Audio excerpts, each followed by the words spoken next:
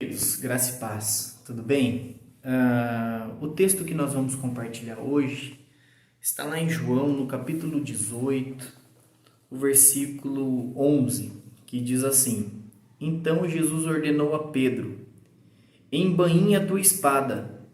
Acaso não haverei de beber o cálice que meu pai me deu? Ou outras versões diz: Guarde a sua espada.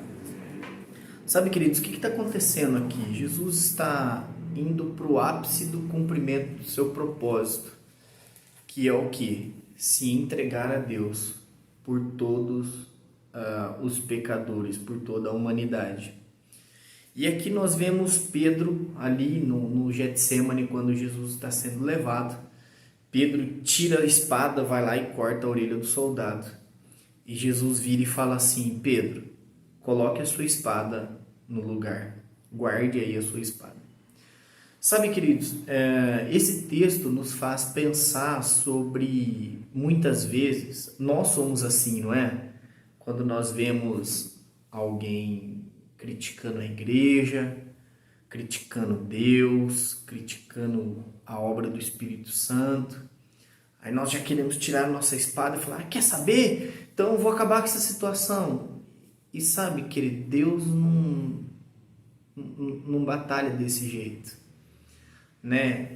Uma vez os discípulos estavam olhando, se eu não me engano, sobre Jerusalém, e a mensagem ali não estava sendo tão aceita, e aí os discípulos viram e falam assim: Senhor, o que o Senhor quer que a gente faça?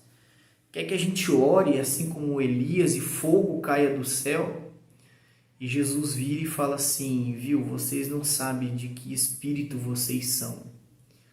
Sabe, queridos, é muito difícil nós nos controlar o nosso espírito, e nós termos esse discernimento de quando falar, o que falar, quando falar, né? Eu digo em defesa ao evangelho, tá, queridos? Não estou falando de outras situações, não. Eu ouvi uma frase esses dias que faz todo sentido, que diz que o dinheiro falso, né, ele vem para comprar coisas verdadeiras. Então, para que alguém falsifica uma nota? Para que alguém falsifica uma moeda? Para que alguém torna o ouro impuro? Por que alguém quer criar uma pedra como se fosse diamante falso? Para que ele pudesse comprar coisas legítimas, coisas verdadeiras. Mas no reino de Deus não, querido. No reino de Deus, o falso não vem para comprar o que é verdadeiro. O falso vem para tirar o crédito daquilo que é verdadeiro.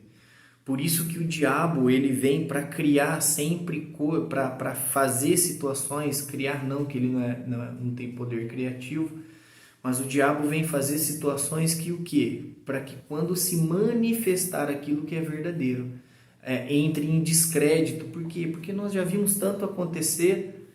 Não é, queridos? Nós não vivemos situações assim Agora se levantou uma pessoa e esse pastor, eu acho que faz sentido, é uma pessoa entregue a Deus, é uma pessoa rendida. Mas daqui a pouco passa, porque tantos outros vieram antes e passaram, esse aí daí também vai passar.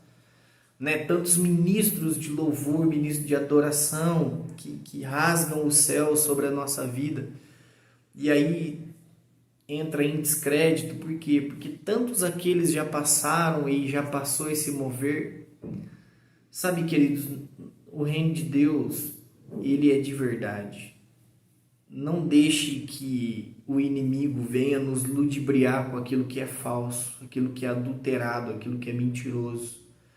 Sabe, eu preciso pegar a minha Bíblia, de Gênesis a Apocalipse, e saber que essa é a verdade.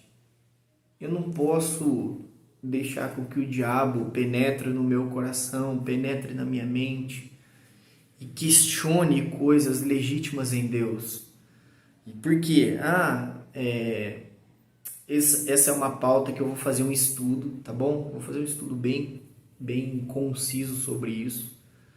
Mas, por exemplo, uma coisa que dá muita discussão hoje, né? Dízimo é algo que você tem que dar na igreja, sim ou não? Era para aquilo, era para isso e tal.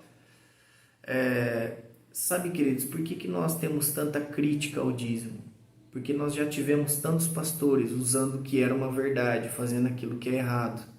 E isso abriu uma lacuna de questionamento de devo dar o meu dinheiro para a igreja, não devo dar o meu dinheiro para a igreja. Né? Então, segue a dica aí, vou dar um estudo bem legal, bem conciso sobre isso. Então, o diabo ele vem para despromover aquilo que é legítimo do reino. Então, queridos, quando houver uma situação que a gente for confrontado, não tente defender Deus, não. Ah, mas Rodrigo, você está falando que eu devo aceitar quieto? Não, querido.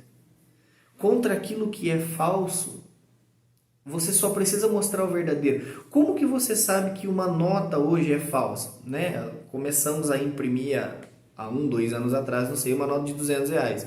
O que os comércios fizeram? Pegaram uma nota verdadeira, fizeram marcações, tal, e colocaram lá e falaram assim para as atendentes, olha, se tiver essas marcas aqui, a nota é verdadeira.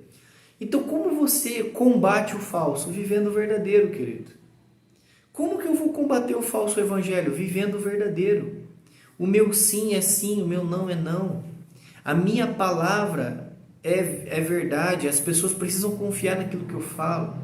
Se eu falei que eu vou fazer. Sabe que eu não sou mentiroso.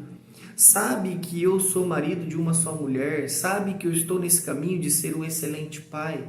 Sabe que eu estou nesse caminho de ser um excelente cristão. Então, como combate o falso, querido? Sendo verdadeiro. Sendo verdadeiro.